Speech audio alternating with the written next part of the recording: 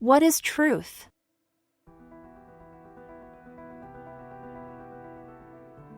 Truth is a shattered mirror. Growing up in a family that imposes its truth as absolute, you learn to walk on those fragments without a word. They teach you that outside those walls there is only perdition, that the world is a place to be saved from, and that your own soul must be purified. But then, one day, the moment comes when you look inside yourself and you can't find yourself anymore. Who are you, if your every thought has been judged? If your every desire has been repressed? If your every emotion has been considered a weakness? Yet, a voice inside you keeps whispering, "This is not my truth." John Bowlby, a pioneer psychologist of attachment theory, demonstrated that children develop a sense of security only when they receive unconditional love.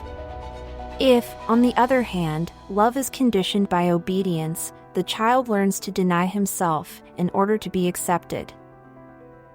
And that is exactly what happens in families with rigid religious or cultural beliefs. It is not enough to be good, you have to be right according to their scheme. I remember the punishments, not just physical ones, but also those that poison your soul. The punishing silence, the cold sentences, the judgment whispered behind closed doors. A world where if you express a different idea, you become a threat. We often hear about parents who protect their children, who guide them. But what happens when a parent envies their own child? It seems like an absurd concept. A parent should be happy for the happiness of their child, right? Yet, when an adult has never known true love, when he lives in a world of deprivation, sacrifice, and fear, he cannot bear to see his child live with lightness and joy. It happened to me several times, but one episode stuck in my mind. A deodorant. A little gift I had received and that I really liked. I remember putting it on the table.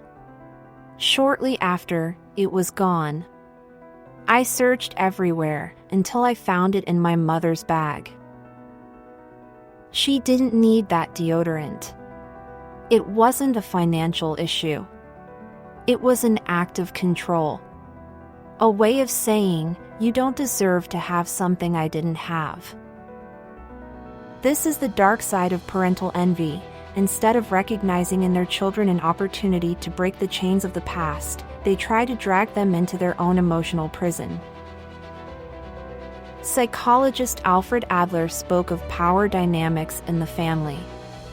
In some parent-child relationships, power becomes the center of everything. The parent does not want to lose control, and therefore cannot tolerate that the child is freer, more loved, happier than him.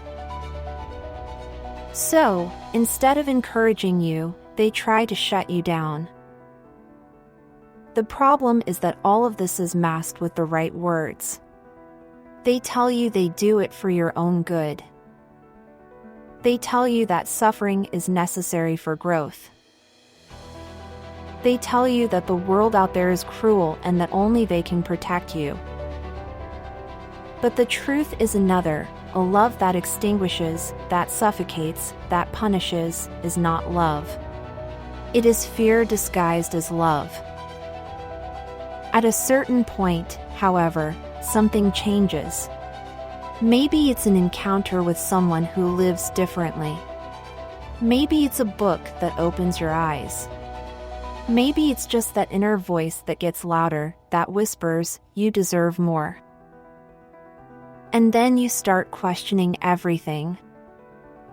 For me, it was a slow and painful process.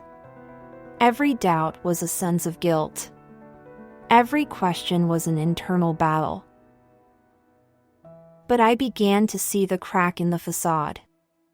I saw that those who spoke of love were actually speaking of fear. I saw that those who preached sacrifice actually wanted control. I saw that those who told me not to want anything for myself were, in reality, the ones who never learned to love themselves.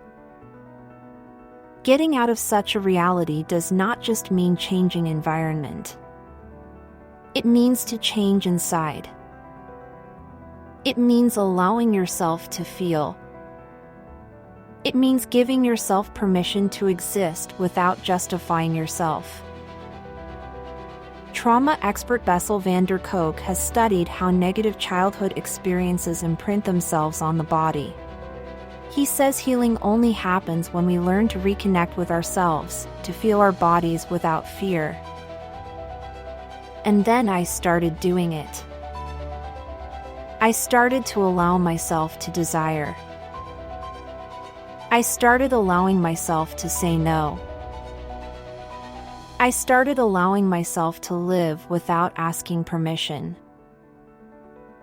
And you know what I discovered? That the truth is not in a book, in a rule, in a dogma.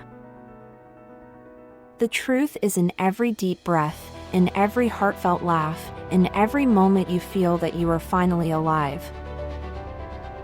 And now, we come to the hardest part, to stop believing that we need to be saved.